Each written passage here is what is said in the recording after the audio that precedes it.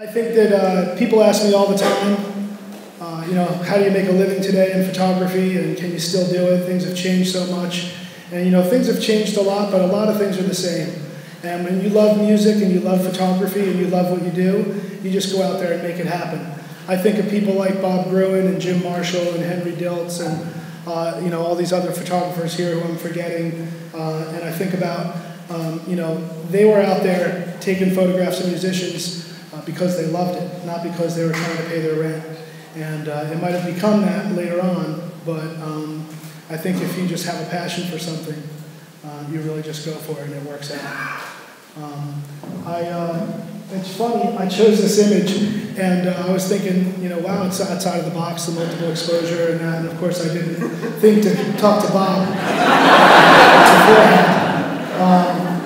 But my point is when I got into photography, I loved music and I was a big fan of the document. Danny Lyon and Robert Frank and Irving Penn and all these people who I really loved, doing the document as well as the photographers I mentioned earlier.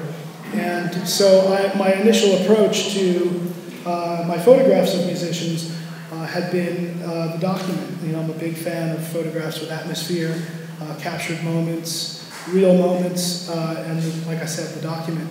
And as you get into this as a career and you start to create opportunities for yourself and you find yourself in a hotel room and you have 5 minutes with someone, or you find yourself in a situation that's not that exciting, I've started to bring different cameras with me. I would have my Hasselblad and I would have my Polaroid, and I started to bring my Widelux, and then I would have this old Diana camera that I got from a friend of mine, and the Holga, and I would begin to just experiment. Whenever I was sort of you come in with some ideas and then you start to fall back on other things like cameras.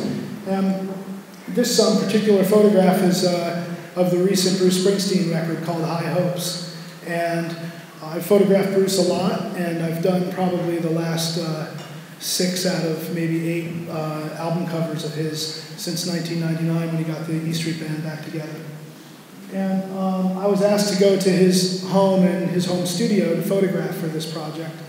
And it's a beautiful property and that, and there's a lot of good atmospheric things. But I set up a little portrait studio there as well. And I knew from my past experiences with Bruce that he was always the guy who would take chances. He loved photography as well.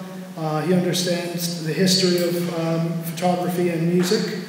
And I also noticed that in my past shoots with him, he would always choose a lot of the images that were outside the box. He would choose the Holga photographs. So he would choose something that was blurry or had a lot of motion in it. He would choose the Diana images.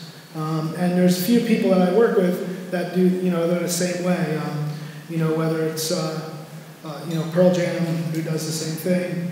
And then chooses the images that are more on the edge of things. So I ended up shooting this by just holding open the bulb on the Diana and having my assistant, who was also Ed Smith, Michael,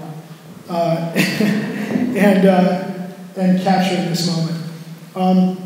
So I guess the point is as Bob proved as well, taking chances is where it's at. And, you usually go into a session with some ideas. And I find it's always great when you have a great collaborator and when you end up having another surprise presented to you as well. So I guess that's what I have to say about this photograph.